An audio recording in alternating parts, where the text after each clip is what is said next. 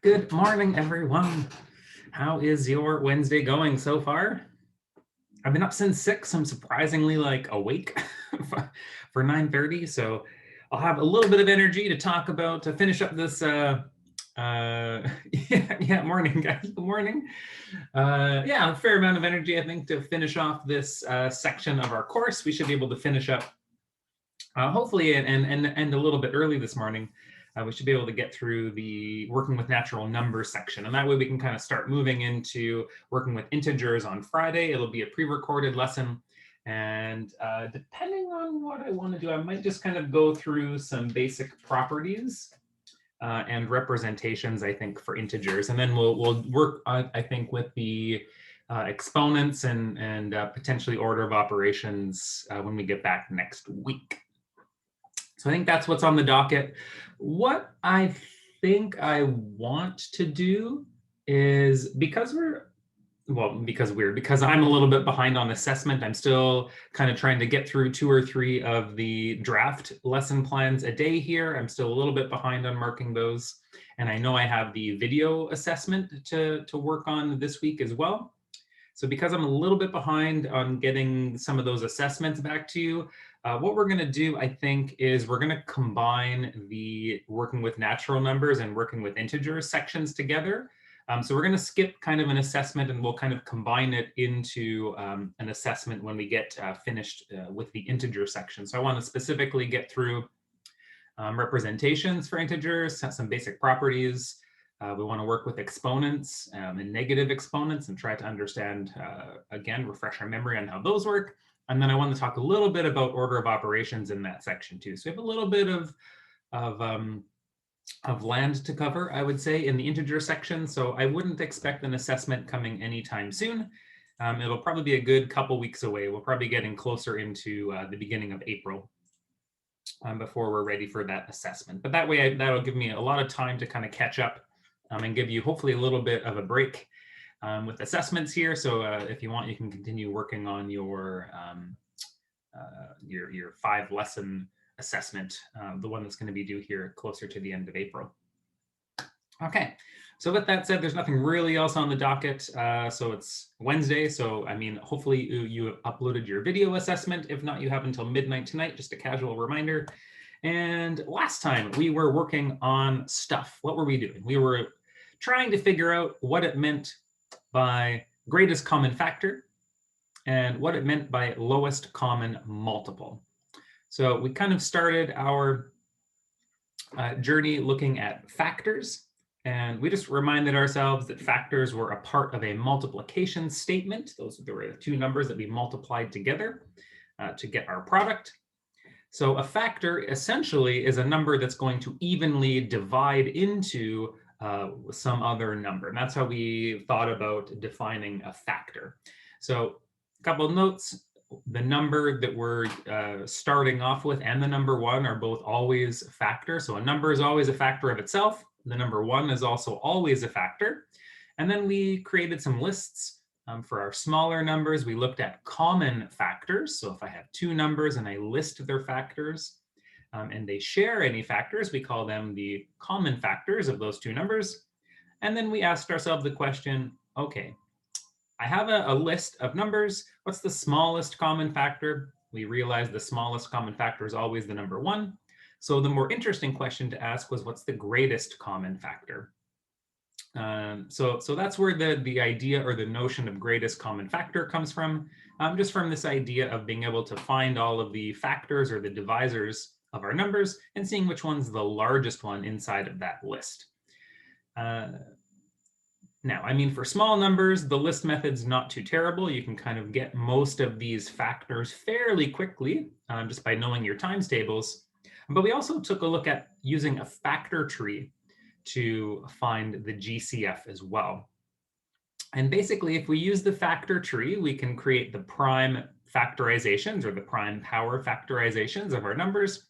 And then the GCF emerges as the shared prime numbers.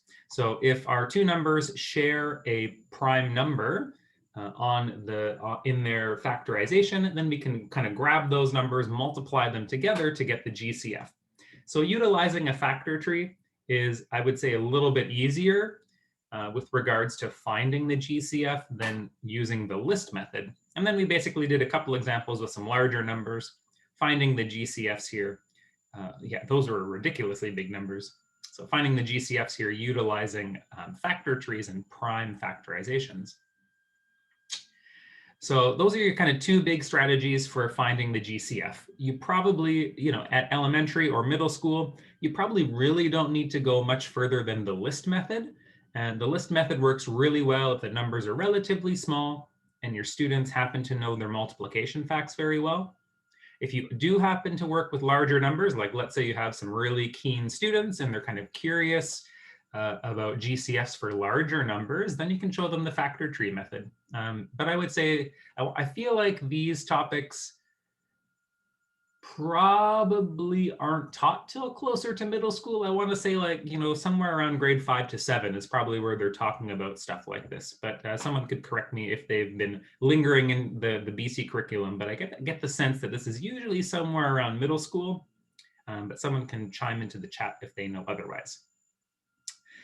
And then we started talking a little bit about multiples. So a multiple essentially is any number that I get by skip counting by that particular number. Or alternatively, we can think about it as the numbers that land on the times table for that particular number. So we looked here at the multiples of 3. So this is why we teach skip counting at early grades, right? It leads into this idea of multiplication. And again, it kind of ties into this idea of working with prime numbers, which is the goal of this chapter here. And then at the end of the lesson on Monday, we looked at, how do we think about a common multiple? Well, we need to have two numbers that we're working with. And what we did was we wrote out lists for those two numbers of multiples, and then we highlighted the ones that they shared. So in our case, we looked at the numbers 4 and 5. We found out that they would have common multiples that are separated by 20. So starting at 20 and going up by 20s forever and ever, amen.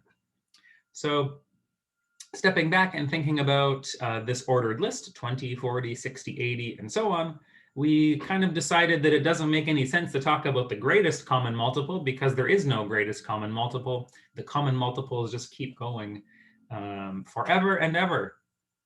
What does make sense to talk about is the lowest common multiple, or sometimes called the least common multiple. In this case, it was the number 20. So this is the lowest number on the list. So similar to the GCF, only that the GCF they're kind of opposite, right? So the greatest common factor looks for the largest number in that shared list, whereas the least common multiple looks for the smallest number in that shared list. So what I would like to do today is let's take, what could I do here? I want to take a couple of composite numbers and I want to do the list method as well as a factor tree. So you can see how we can maybe find this least common multiple in two different ways. So let me see if I can draft something up that will make sense for us today. So let's find the LCM of, let's see, what's a good composite number? Like 12 maybe? 12 has 2s and 3s in it. And let's see, maybe let's go 15 times 2 would be a good one. I think 12 and 30 might be potentially an interesting one for us to do. And they're small enough that it shouldn't be too hard to find the lowest common multiple here.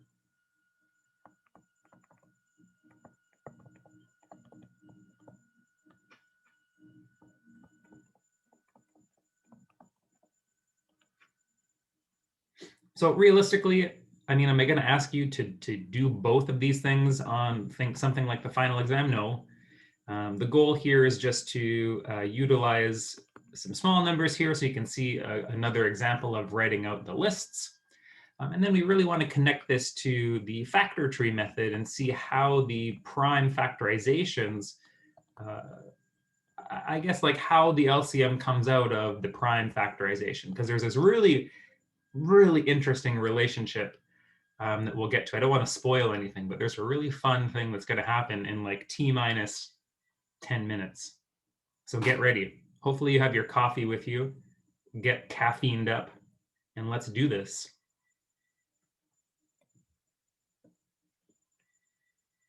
Okay, let's write out some multiples of the number 12. So we're just going to skip count by 12 or kind of find numbers that are inside the 12's times table. So I know 12 times 2 is 24. 12 times 3 is 36, and so on. I'm just going to kind of keep listing some stuff. 12 times 5, I believe, is 60. And then I think 72 is probably going to be big enough. I think the lowest common multiple is 60, if I remember correctly. So yeah, 30 times 2 is 60. 30 times 3 is 90, and bada boom, we already have our lowest common multiple via the list method.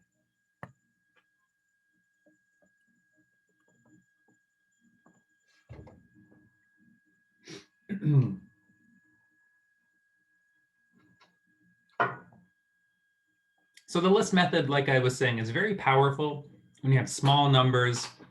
You happen to know your multiplication facts. 12 times 4, oh yes, 12 times 4 is 48, thank you. Not 42. Good snag, good snag.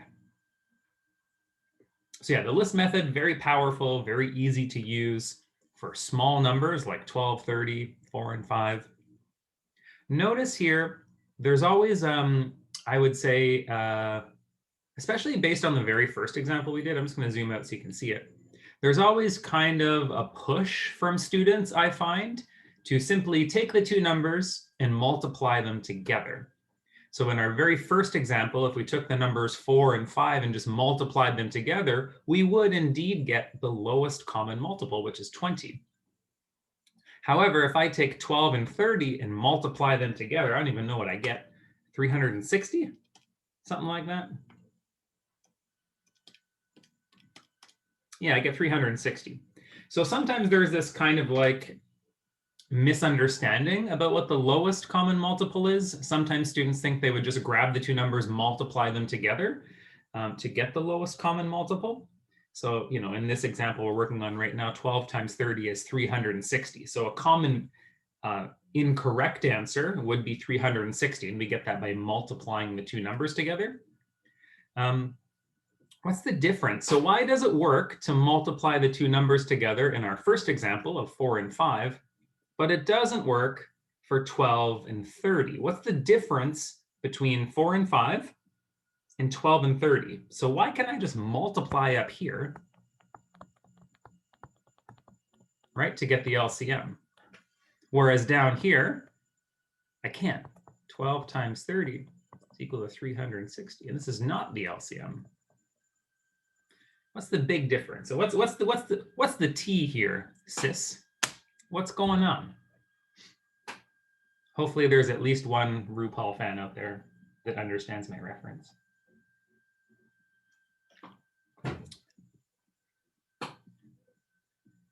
Two digits, yes. Yep, that's a very good guess.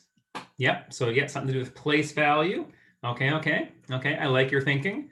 Let me see if I can put us into a situation where we have two two-digit numbers.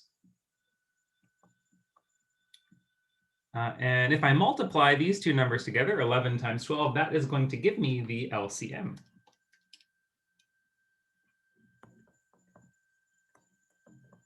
You'll have to trust me on that one. So I like that. So this is what mathematicians do, right? We kind of like think that maybe this works. And I happen to have enough knowledge to kind of show you that that's not, you're thinking correctly, but that's not exactly the answer we're looking for. I like your thinking. Yeah. So this is how we think like mathematicians, right? We kind of like hypothesize or like make a conjecture, and then we check to see if it's true or not. So yeah, so place value is a really good guess, right? But we can find examples where we can just multiply those numbers together. So I'll let you stew on that for a little bit. It has something to do with prime numbers. And maybe you'll kind of see the solution here as we break down this factor tree, okay? So let's go ahead and let's find the factor trees and the prime factorizations of 12 and 30, and then maybe that'll open up a little bit of light to us.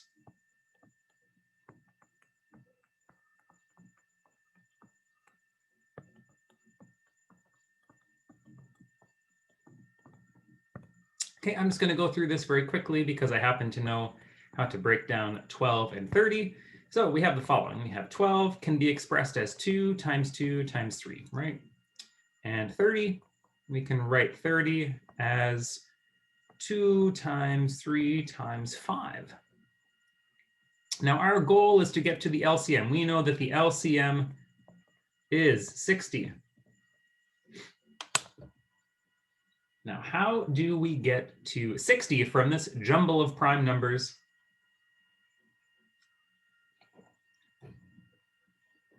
And we have another good guess going on in the chat here. I see that. Let me get to the LCM first, and I'll come back and take a look at that comment, and when we can chat about that.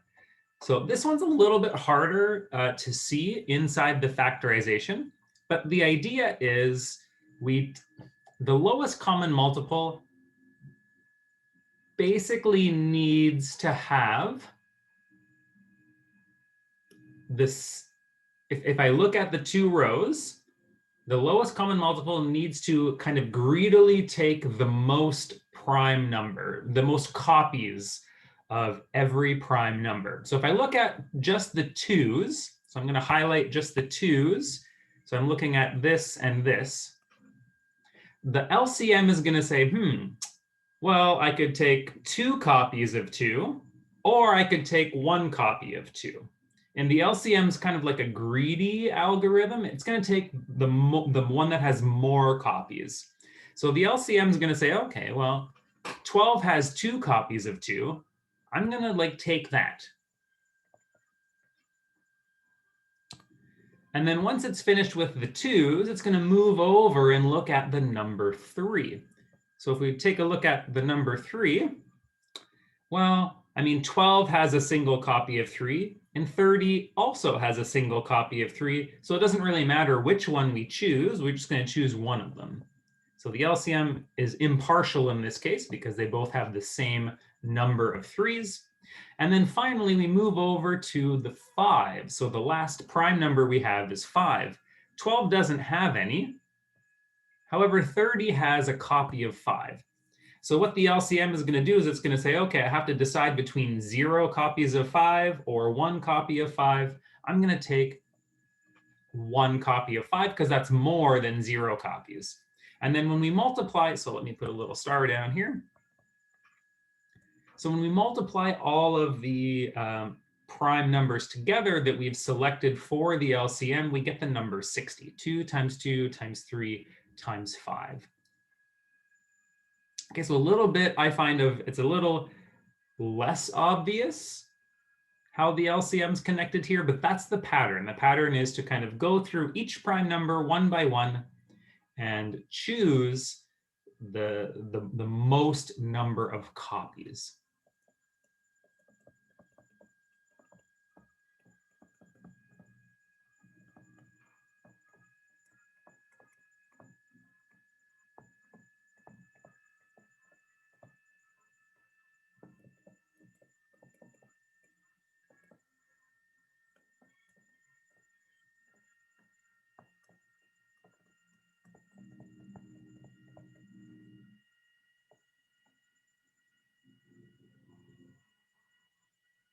Ah, Vincent, you're sniffing out the right trail here. That's a good guess.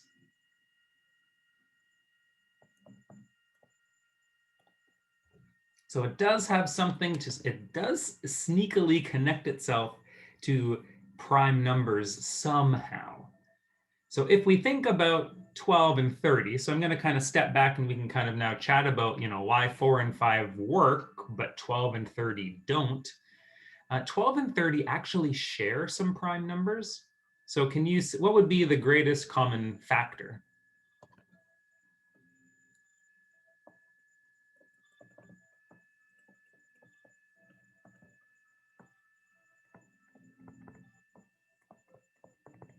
Right, so what prime numbers do 12 and 30 share? What's the greatest common factor?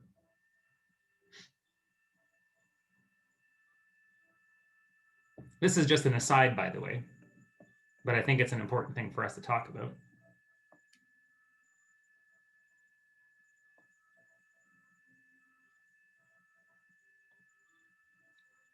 Not 96. So the greatest common factor has to be less than 12 and 30. So it's going to have to be smaller than the number 12. Yeah, it should be 6. So the GCF comes from the shared prime numbers. So 12 and 30 share a single copy of 2. So I'm going to highlight that so you can see it right here. There's a shared copy of the number 2. And we also mentioned that they had a shared copy of the number 3 as well. Okay, so multiplying those shared numbers together gives the greatest common factor. 3 would be a common factor, just not the biggest one. Now, let's step back and let's ask ourselves, what is the greatest common factor of 4 and 5?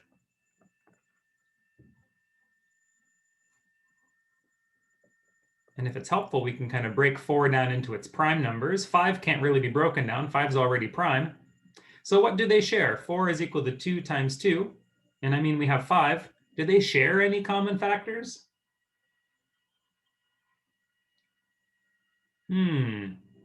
Every 2 numbers shares at least one factor, right? So the only factor that 4 and 5 share is the number 1. So when the greatest common factor of 2 numbers is 1, we're allowed to actually multiply them together to get the lowest common multiple. That's the interesting thing here, yeah. But as soon as 2 numbers start to share prime numbers, it means they're somehow kind of intertwined, and the LCM is going to come out to be a little bit lower than just multiplying these numbers together. So remember when we multiplied 12 and 30 together, we got 360. That's a common multiple. It's just not the smallest one, right? So because 12 and 30 have a greatest common factor of 6, when I multiply them together, I get a common multiple that's 6 times bigger than what the actual the lowest common multiple should be. So this is, I don't know, I find this kind of fascinating. This is really interesting. So maybe worthwhile, I think, just to kind of stick on this little sidebar here. 12 times 30, we multiplied that together, and what did we get? 360. So this is a common multiple.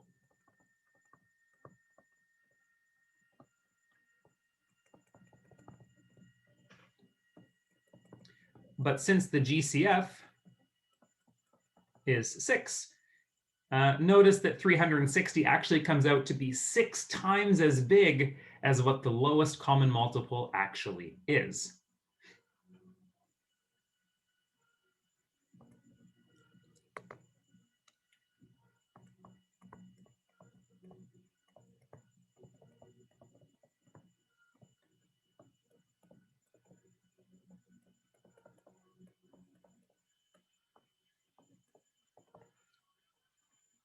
So in other words, the LCM and the GCF are somehow connected to this idea of what the 2 numbers share inside of their prime factorization, right? So as soon as 2 numbers start sharing prime numbers, then I can't just multiply them together to get the LCM. That's the big takeaway here.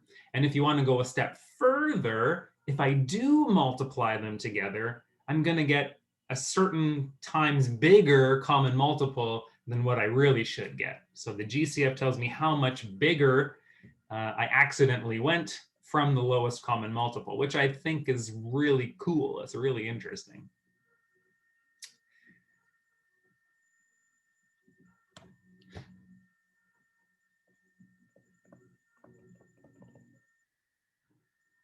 Oh no, Ryan missed our great conversation.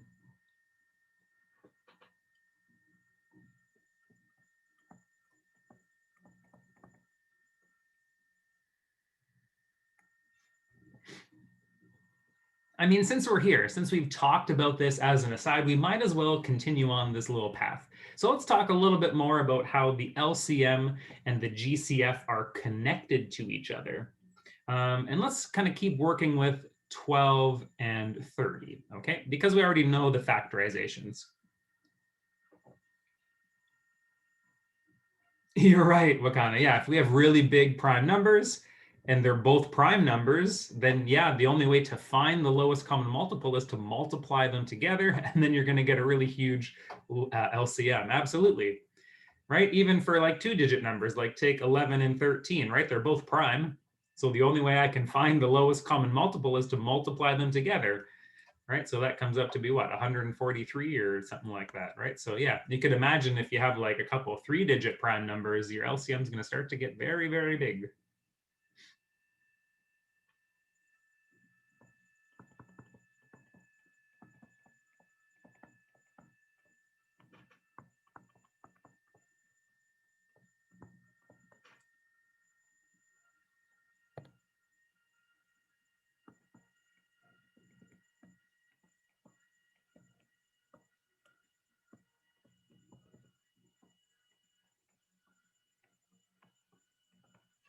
Okay, make sure you set this up in a very kind of, I don't know, column-y way. So I want to put like kind of like all of the same prime numbers in like their own column.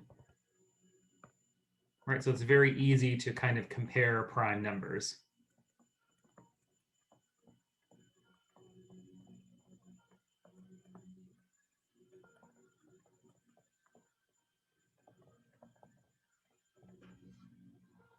Okay, you don't need the dashed marks, but this is how I kind of want you to think about organization.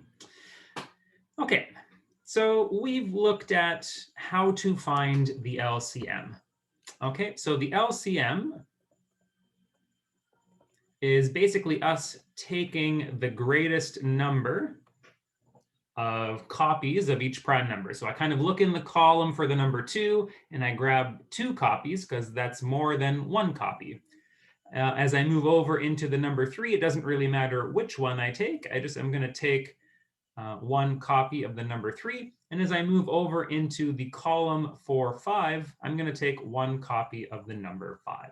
Okay, so we saw that the LCM is 2 times 2 times 3 times 5, which is 60.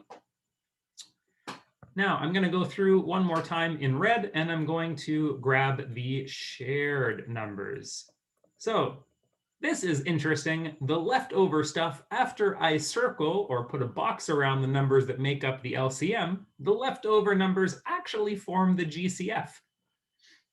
Right? So we noticed for 12 and 30, the GCF should be 6, right? Because they share a copy of 2 and they share a copy of 3.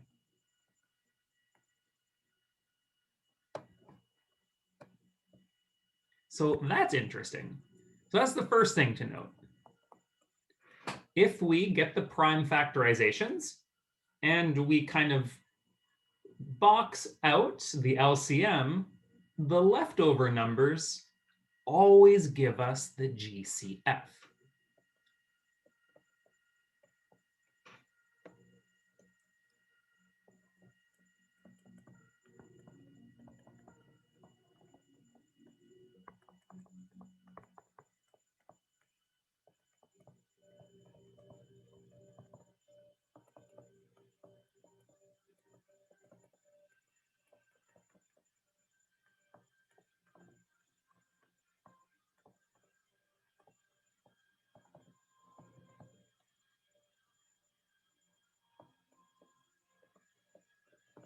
Okay, so that's the very first thing to notice.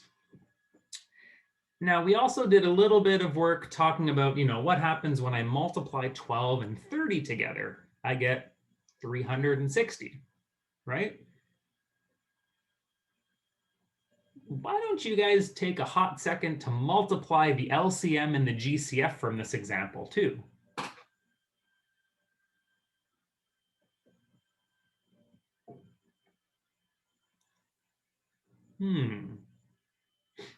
When you multiply the LCM and the GCF, you also get 360. So multiplying our 2 starting numbers is always equal to the LCM times the GCF. That's the other big thing, the other big takeaway here. That's an interesting relationship.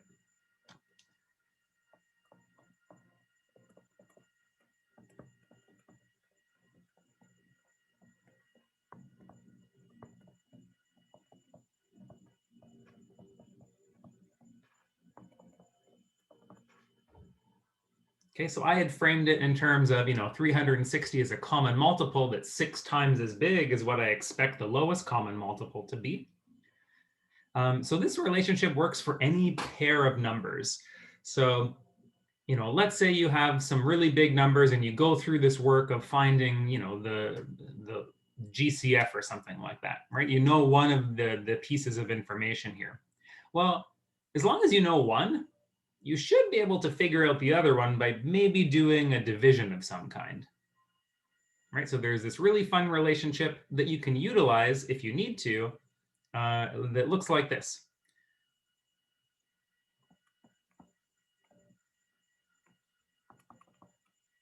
So let's say if n and m are our starting numbers,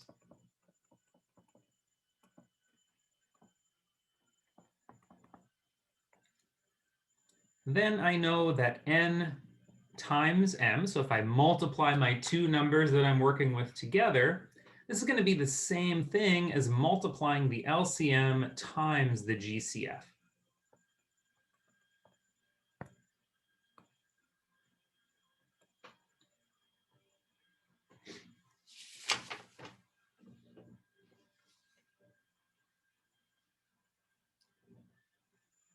So in other words, if you happen to know either the LCM or the GCF, you can kind of substitute that into this formula and find the other one for free.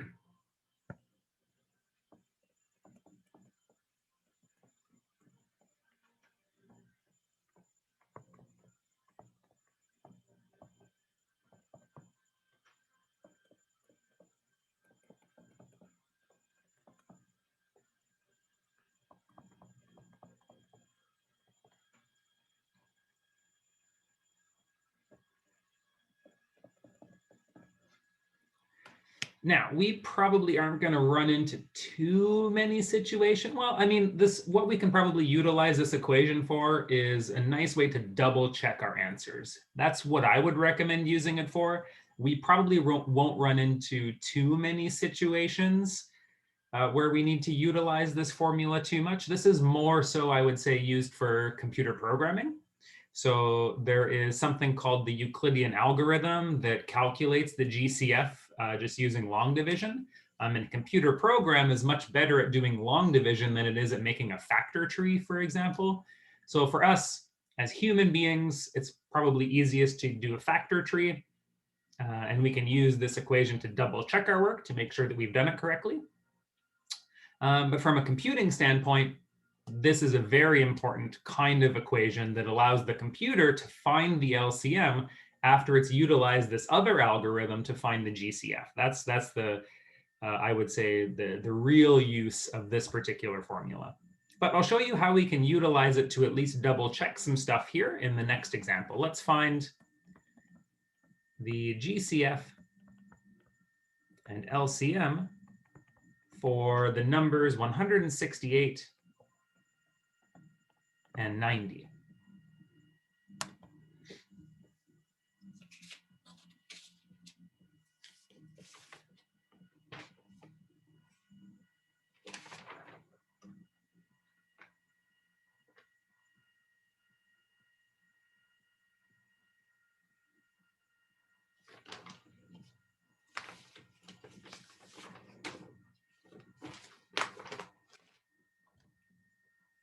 Sorry, I was just checking to see. I have another example here too that I want to do because it looks like it's completely ridiculous. Okay, I think these are probably small enough that I can get them both into kind of one, onto the same kind of section here. So maybe let's do 90 first. That one seems to be nice and accessible. So that's 9 times 10. I know that 9 is 3 times 3 and that 10 is 2 times 5. Okay, so I'm able to pretty quickly get 90 into its factored form here using the tree. So 2 times 3 times 3 times 5. Now 168. This is divisible by a couple of different things. It's divisible by at least 2, right? Because it's even. So usually when I have an even number like this, I kind of go over to the next place value and I would check to see, is this divisible by 4? I don't know if this one's going to be divisible by 4. That goes in once. 4, and I get 20. Oh, 28. That might work. 28 is divisible by 4, right? Is that 7? So I think 168 will be divisible by 4. So let's try dividing it. 12 works. Oh, you think it's divisible by 12? Sure, yeah, we can divide it by 12. That's even better than 4. Yeah, sweet. So yeah, if you notice that this is, divisible by like 3s and 4s, it's probably divisible by 12. So yeah, this is 12 times 14. So that's a good noticing, because now I have these 2-digit numbers that are much easier to work with. So the bigger the number you can divide into your starting number, the better, right? That's kind of my philosophy on making factor trees. Because now we can basically go, okay, 12 is 3 times 4. I know 4 is 2 times 2, right? So I get now 12 is broken down. And I know 14 is 2 times 7. So 14 now has been broken down into its prime numbers. So there we go. Now we have our factor trees for 90 as well as 68. So what I want to do is I just want to write those out. And I want to try to just be mindful of the placement of my prime numbers. I want to try to group all of my like primes underneath each other. So 90 is 2 times 3 times 3 times 5. Actually, I can probably put the 5 right beside the 3s. I think I'll be okay. Because for 168, I need to have 3 copies of 2. 1, 2, 3. And then a copy of 3. And then I'm going to be all the way over here with a copy of 7. So like I said, I'm just trying to kind of just be mindful of all the different prime numbers I have. If you want, you can put like little slashes. I just want to kind of line them up, kind of one underneath the other, just so it's easy for me to kind of visualize which prime numbers are involved with which larger number.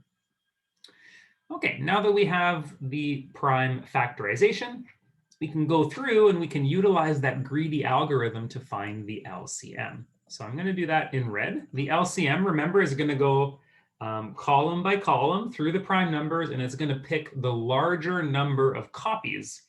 So the LCM would look at the 2s, and it would say, I need to choose between 1 copy of 2 or 3 copies of 2. And the LCM is going to take 3 copies of the number 2. Then it's going to move over into the column for 3s, and it's going to have a choice between 1 copy or 2 copies. It's greedy, so it's going to take 2 copies. And then we keep doing this for 5 and 7, noting that there's really only 1 copy of 5, but it would rather take 1 copy than 0 copies. And same thing for 7. It would rather take 1 copy of 7 than 0 copies of 7. So if we multiply these numbers together, we would get the LCM. 2 times 2 times 2 times 3 times 3 times 5 times 7, which is a nice big old 4-digit number. Okay, so 2,520. Now, according to our conversation up above, the greatest common factor should be the leftover numbers that we haven't crossed out, or the numbers that we haven't put a box around. Okay, so 2 and 3, if we multiply those together, that should be the greatest common factor, which is kind of crazy to think that these two large numbers, 90 and 168, the greatest common factor is 6. I find that hard to believe, but we can double check our work by utilizing the equation that we saw up above. So double check. 90 times 168. Let's do that. And then let's also take our 2,520 times 6. And we want to make sure that both of these numbers are the same.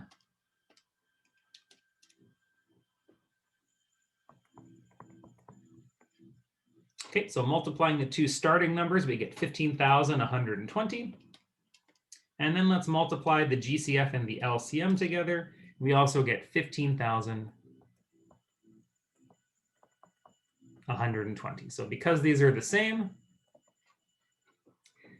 there's a very small chance that we have gone awry. So, because these are both the same number, when we multiply them out, I'm like 99.9% sure that all of our work is good.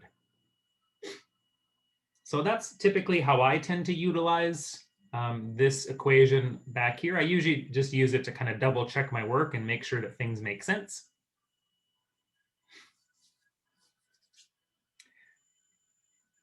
So if you are happy with that, let's try to find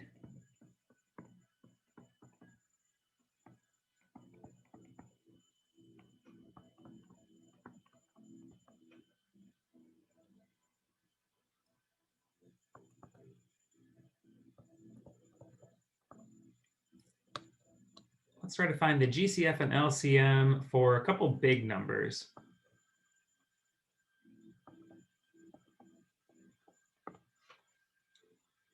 Oh, there's one more zero here. So it should be 11,979 and then 1,519,000, just for fun.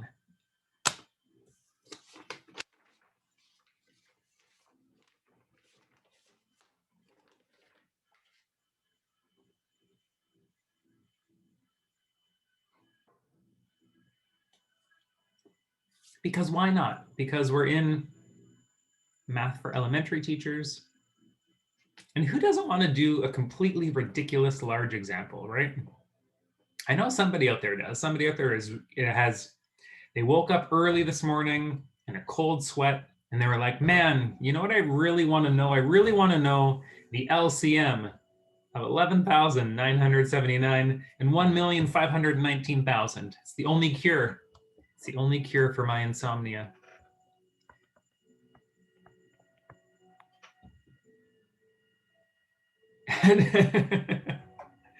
Yeah, I mean, let's go for it, right? You can joke around with your students, right? As soon as your students get to like grade 4, grade 5, you can joke around with them like this. You know, sometimes math is completely ridiculous, but you know, once you get it, it's kind of fun to do some of the ridiculous stuff. And at least that's my philosophy on it. It kind of sucks when you don't get it. You know, it's kind of frustrating to do the annoying stuff like this. And then you just scale back and you do smaller examples. But when you get it and you want to kind of push yourself, it's fun to do the harder examples, I think. Holy smokes, how in the hell do we start this question? Okay, I'm going to start by like thinking about the addition of the digits here and hope, you know, that maybe we can do some mathematics on this number. What do we got here? 10, oh, yuck, 10, 10, and 7. Oh, no, that's good. That's 27. Cool. So I added up the digits, and that has told me something. I now know that this number is divisible by what?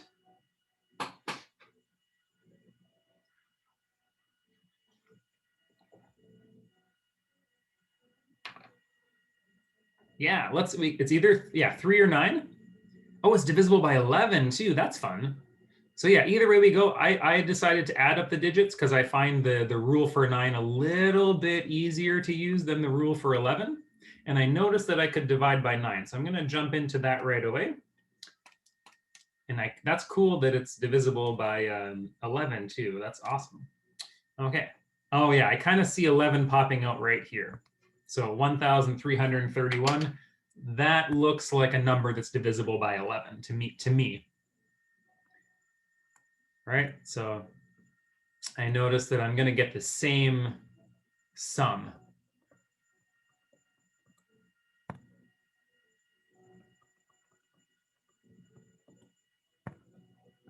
Yeah, so I agree with you. I can really see the number 11 being a divisor down here. Okay, so that's going to be how I'm going to kind of break apart 1,331. I'm going to divide that one by 11, and I get 121, which is another couple 11s.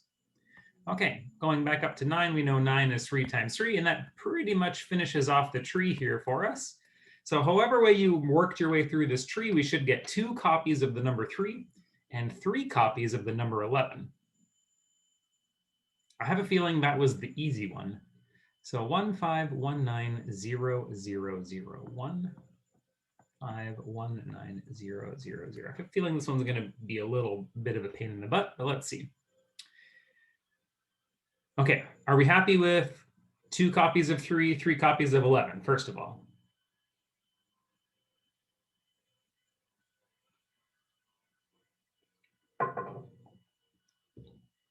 Cool, so if you guys are happy with that, let's kind of jump down into our next number. And yeah, I agree with you, Ryan. I'm going to get rid of those zeros right away. Let's divide that by 1,000. And we're going to be left over with 1,519. I think that's the easiest way to start this one. Now 1,000, let's work on 1,000 and we'll come back to the 1,519. 1,000, is this 100 times 10? Is that how we get to 1,000? I think that works. And then let's just keep breaking down these composite numbers. So 100 is 10 times 10.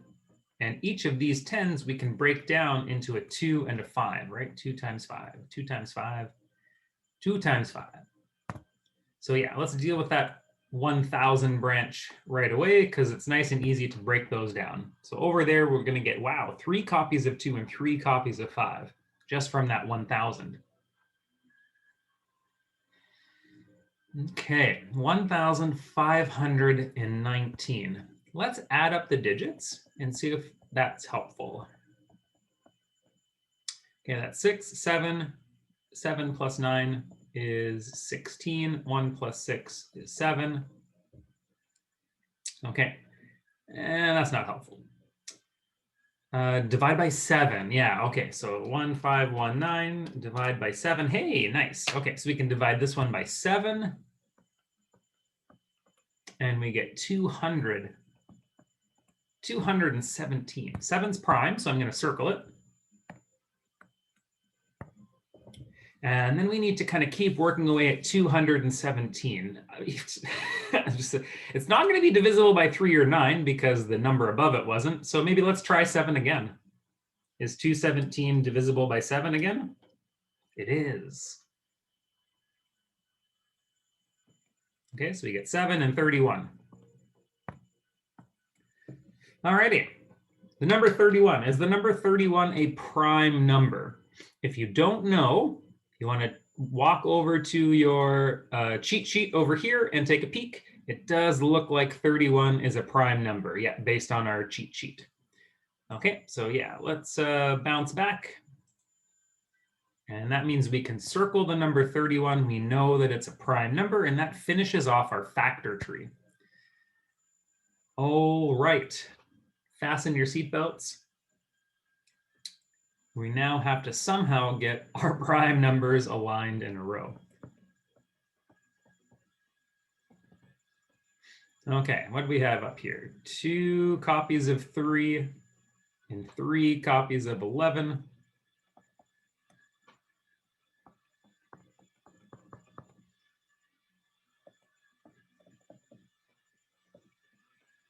And I've already fucked up because I need to get 2's in here.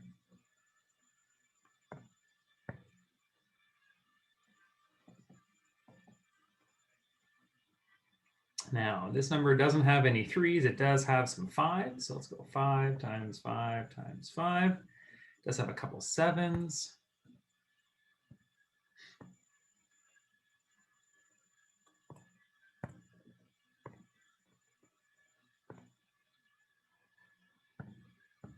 This is interesting. These numbers don't share any factors.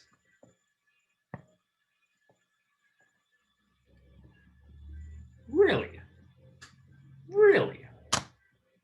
So there we go. I've lined up all of the prime numbers so that, you know, if they shared any prime numbers, they would be above each other.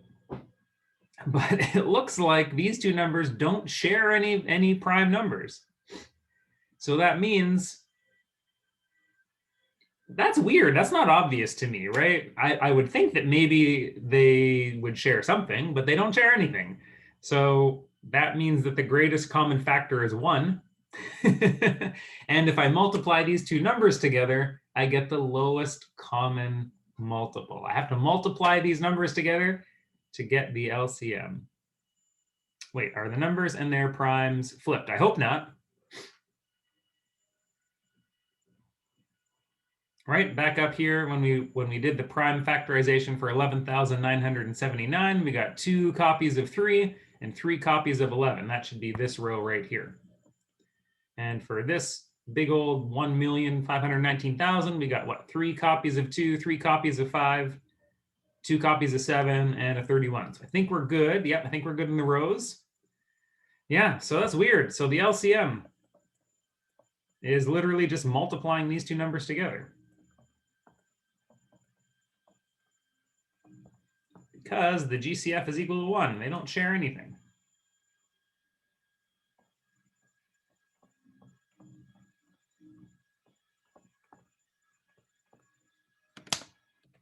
Right, so as soon as I know that the GCF is equal to 1, I know that I can just multiply my two starting numbers together to get that LCM. So 979 times 1, 1. Can my calculator even handle this?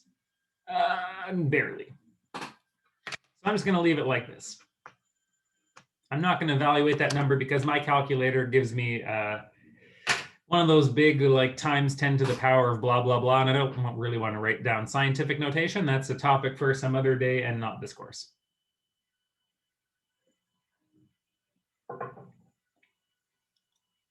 So in this case, you can leave the LCM written like this as 11,979 times 1,519,000, because I know the calculator is a little bit too big to evaluate that number. It's pretty darn big. That is a big LCM.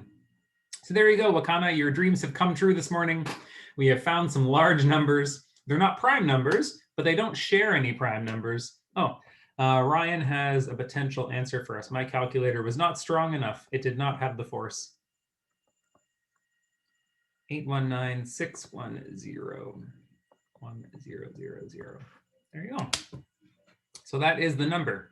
So we've made Wakana's dreams come true this morning. We found two large numbers, and because they don't share any prime numbers, their LCM is huge. It's big and unruly.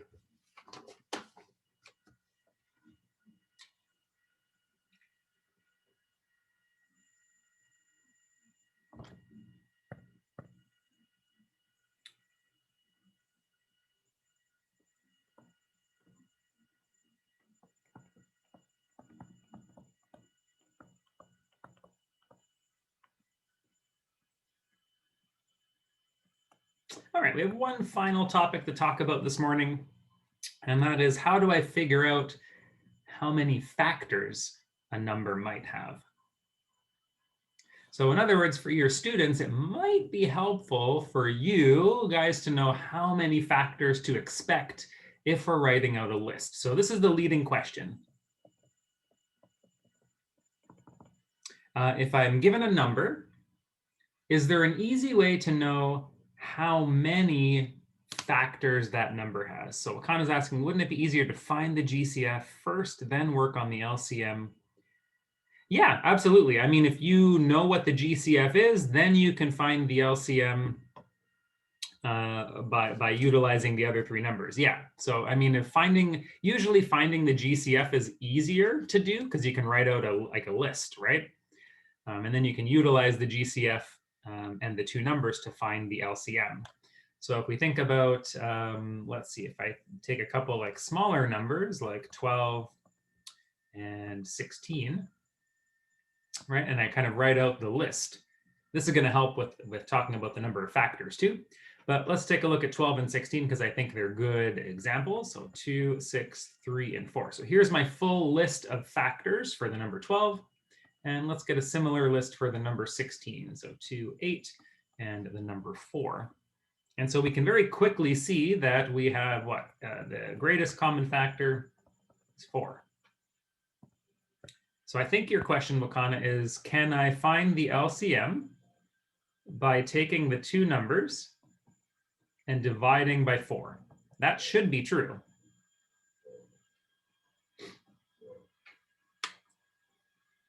So actually, I'll write out a couple steps so all of you can see it and hopefully follow along, because I think this is a very good thing to notice.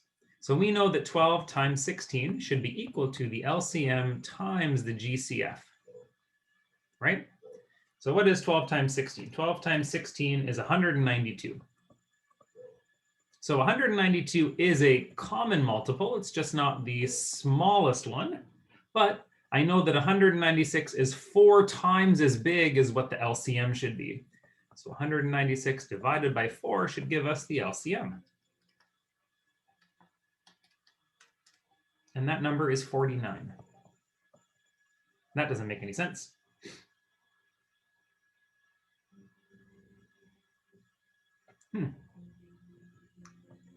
I have made a mistake somewhere, and I will find it. 192, that's what happened. Okay, that's weird that 190, yeah, okay. 190, let's start. That's 192 divided by 4, sorry. 48, that makes a lot more sense.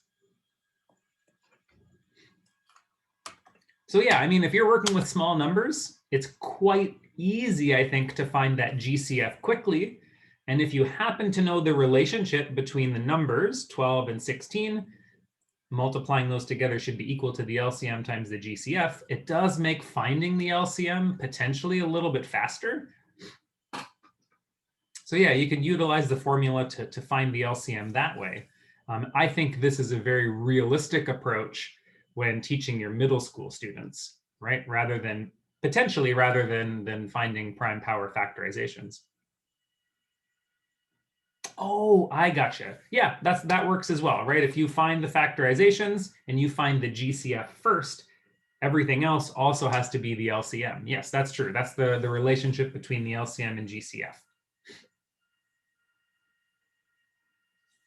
Yeah, so I'm happy if you want to think about it that way. That totally makes sense to me as well. So what Wakana is saying is, if we're like back here, right, and we have our factorizations, and I haven't circled or I haven't, squared anything off yet. Wakana is saying, okay, notice that, these two numbers share a copy of 2. These two numbers also share a copy of 3. I can multiply those together to get the GCF. Then whatever's left over naturally has to be the LCM. Okay, that's the relationship between these two things. Yeah, that's exactly a correct way of thinking.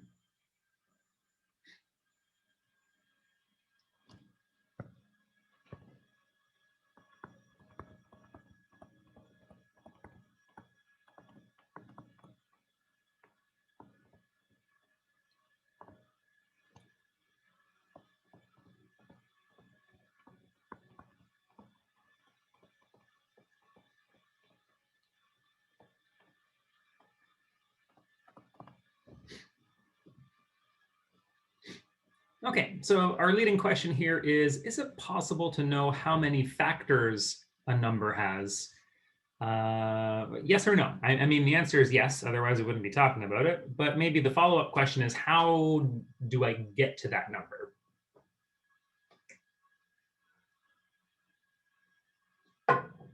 How, for example, would I know that 12 has 6 factors and 16 has 5?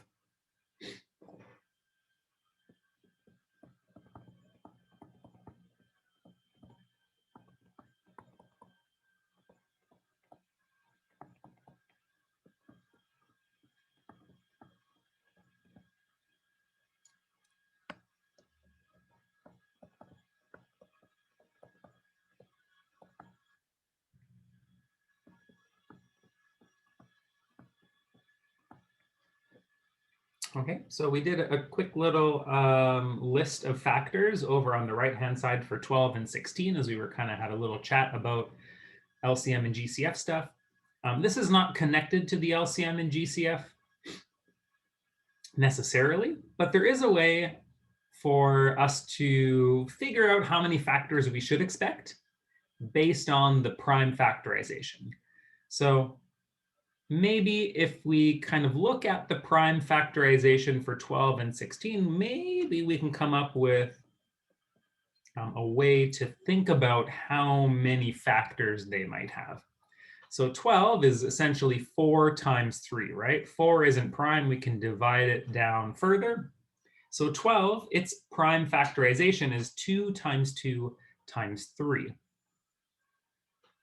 Or if I wanted to, I could write it in prime power factorization as well. Okay, so this is prime power factorization, 2 squared times 3. Now for the number 16, it is actually it's 4 times 4. And each of those 4s can get broken down into 2s. Okay, so 2 times 2 times 2 times 2 is its factorization, or we could put it into prime power factorization by making that 2 to the power of 4. And there does happen to be a relationship between the prime factorization or the prime power factorization and the number of factors that these numbers have. So I'm just going to write down the number of factors in green. So 16 has 5 factors. Okay. And 12 has, what we said, 6 factors, right? It's a tricky relationship to see, but if you can see it, that's really interesting.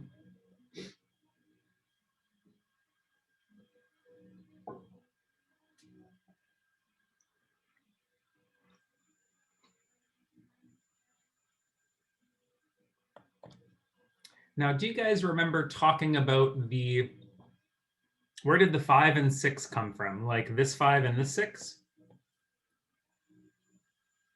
So those come from looking up here at our list of factors. So for example, for the number 12, we know that 12 has the factors 1, 12, 2, 6, 3, and 4. Yeah, so 6 factors altogether. And 16 has 1, 16, 2, 8, and 4.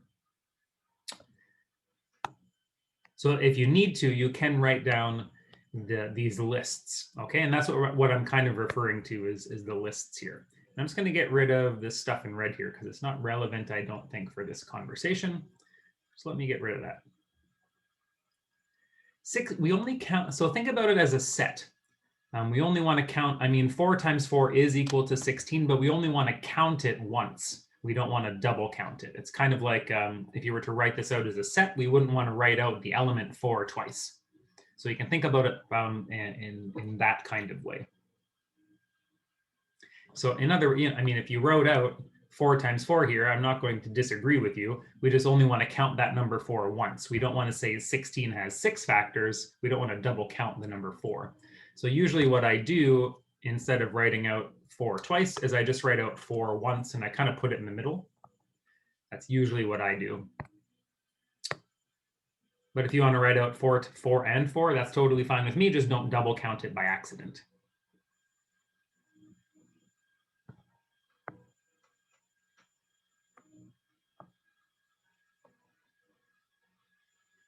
Okay, so let me just kind of scroll up so I got a little bit of space. So there's kind of 2 approaches to this. One approach uses the prime factorization and the idea of making, trying to make as many combinations as possible. So let's work with the number 16, because I think 16 is going to be the easiest one to work with. 12 is a little bit harder. So 16. So there's kind of 2 ways to think about it. I can take 2 times 2 times 2 times 2. Essentially, what I would like to do is I'd like to create or show you how we can select stuff to make the different factors. So each one of these things, each one of these prime numbers, I can either take to make a factor or I can leave. I have 2 choices. I can either include it in the multiplication to create a factor, or I can exclude it. So let's say I exclude everything.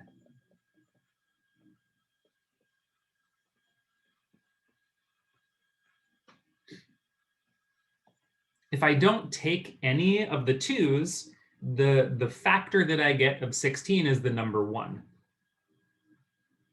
But let's say I take the first number 2.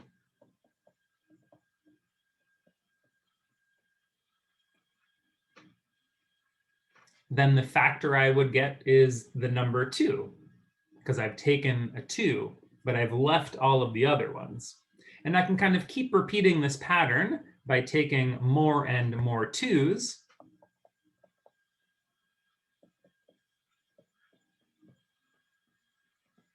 And I can build all of the factors of 16 this way, right? So I can take 2 2's to get the number 4.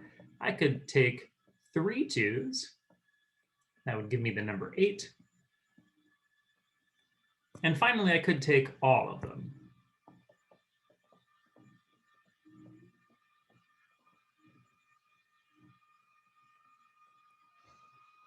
So in other words, finding all of the factors is somehow connected to the idea of choice, whether or not I take something or don't take something. It's actually a counting problem. We call it a combinatorics problem. So creating factors is similar to this idea of either taking or leaving something.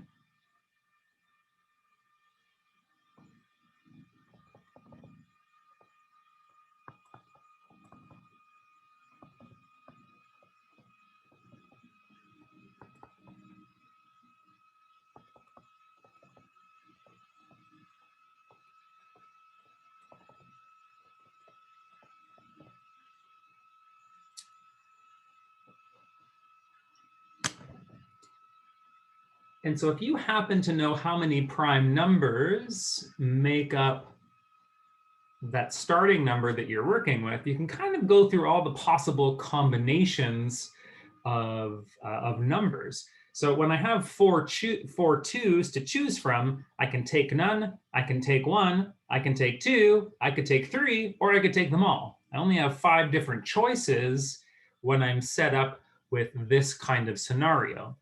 The number 12 is a little bit different because 12 has a couple of different prime numbers for us to choose from. It has 2s and it has 3s. So of course, I could always make the choice of not taking anything. So take none. And if I don't take anything, we just kind of default to the number 1. So if I don't take anything, we're going to assume that that is the factor of the number 1. And then I should have 6 different possibilities after this. I could take a 2. Right, so that would be this option. I could take 2 2s. Right, I could take both 2s.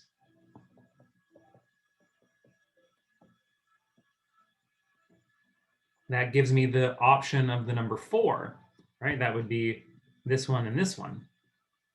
Are there any other combinations we can make with the numbers that we have?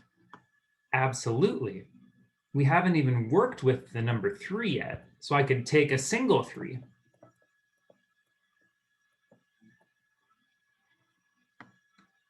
Okay, another option would be to take a 2 and take a 3 at the same time.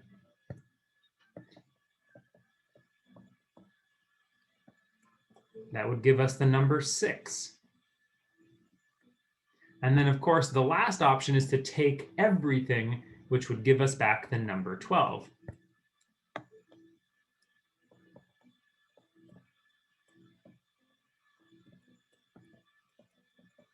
And those are the 6 possible options that we have of making combinations with these particular numbers. So that's, I think, one way to think about this problem is if you happen to know the prime factorization, what we're really interested in is how many different combinations can we make to get those factors, right? The number of factors is connected to the number of different combinations I can make from the prime numbers in the factorization. Now, that's typically, I think, hard to think about. So there is a little bit of an easier way to think about this. And that's the way that I think that I personally like to think about it. And it goes like this. So we know 12 is 2 times 2 times 3, or it's 2 squared times 3. Okay. And what we usually do is we usually look at the powers. Okay, so we look at the powers.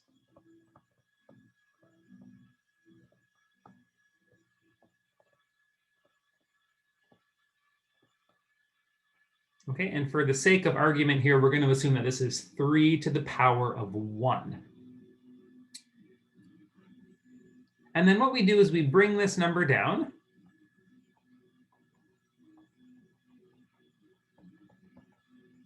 And we add 1 to it. So the reason we're adding 1 to the power is because if I have 2 copies of 2, up here, I could either take a single 2, take 2 2s, or take 0 twos. So there's always 3 different choices that I could make for the number 2 here. For the number 3, there's actually 2 different choices I can make. I can either take the 3 or I could not take the 3. I have 2 different choices. So we always add 1 to the exponent here to account for this idea that we don't have to take a copy of that number. And so what we get is we get the number 3, we get 2 plus 1, and we get 1 plus 1, which is the number 2. And by multiplying these numbers together, we should get the total number of choices for factor making. So step 1 is to look at the powers. Step 2 is to add 1. And then step 3 is to multiply the resulting numbers together. If we have more than 1. So I'll do it with the number 16, and then we'll do it with a couple more examples. So you can kind of get, what about the one that are not highlighted? They would naturally be a part of, I should be careful about how I'm actually highlighting these things. So it would be better if I highlighted them differently in a couple of different colors. So I have the option of not taking the number 2. Okay, so that happens here and here. I have the option of taking a single 2, which happens here and here. I have the option of taking all of the 2s, which happens here and here. Okay. And then I'd have to also go through and think about the number 3. I could take none of the 3s, which happens here, here, and here. So that's none of the 3s. And I have the option of taking the 3, which happens here, here, and here. So there is a little pattern that does happen. You should actually get all of the choices for each of your prime numbers highlighted. I was a little hand wavy, I guess, when I had first started, because I don't know if that's exciting for you to look at or not, or if that makes sense. We haven't really talked about combinatorics, and I don't want to spend too much time talking about combinatorics. But the idea is for each prime number, you should be able to actually highlight all of the possible options. So I'll do it for the 2s once again, just so you can kind of see the process. So I could take 0 2s, which happens here and here. Both of those options are 0 2s. I could take a singular 2, which happens here and here. So those 2 options involve a single 2. And then there should be 2 options that involve 2 2s. So the idea is each prime number, if I look at the options of taking those primes, it should actually cover all of these. So yeah, they do all eventually get highlighted, but I don't spend too much time kind of thinking about the highlights and how they're covered, unless you want to spend that time.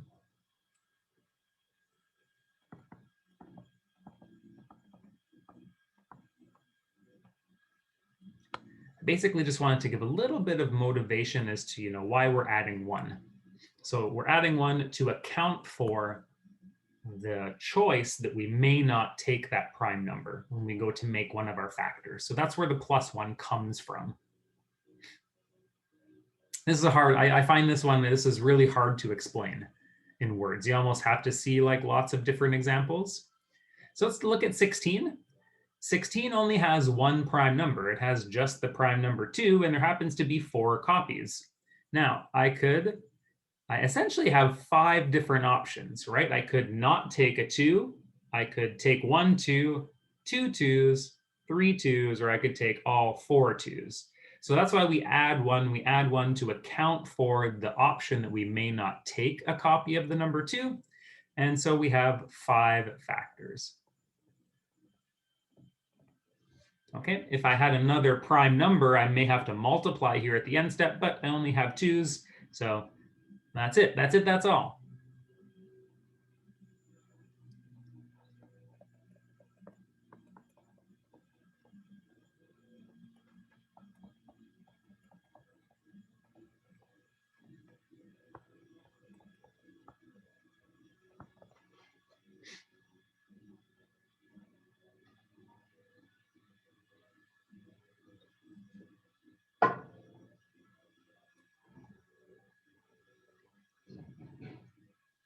Let's take a look at one more example before we finish off this section. We'll try to figure out how many factors we expect 270 to have. Now, I don't happen to know the factorization of 270. So the first step here is going to actually to try to find that factorization. So let's take 270 and let's start breaking it down into its prime number components. Okay, not too hard as long as we divide by 10 first. And then let's go ahead, let's write out 270 in terms of its prime power factorization, because I think using prime powers is a little bit easier when dealing with this factor problem. Okay, so here's its factorization, 2 times 3 times 3 times 3 times 5. And we're going to collapse those 3's together. So we'll get 2 times 3 cubed times 5.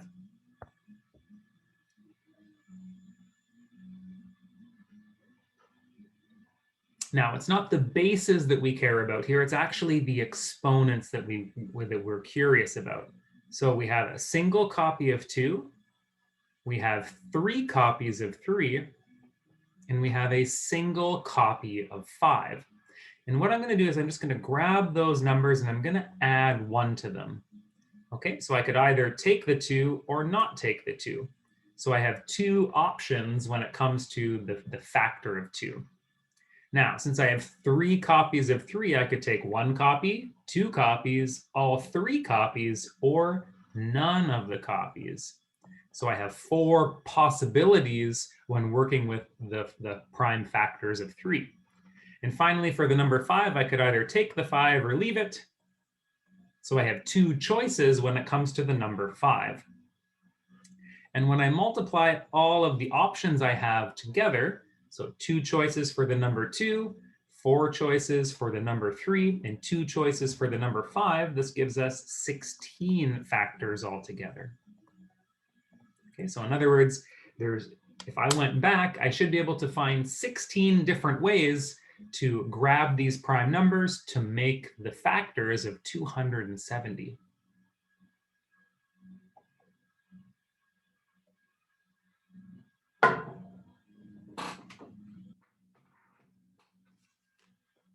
All right, so that is pretty much going to bring us to the end of class today.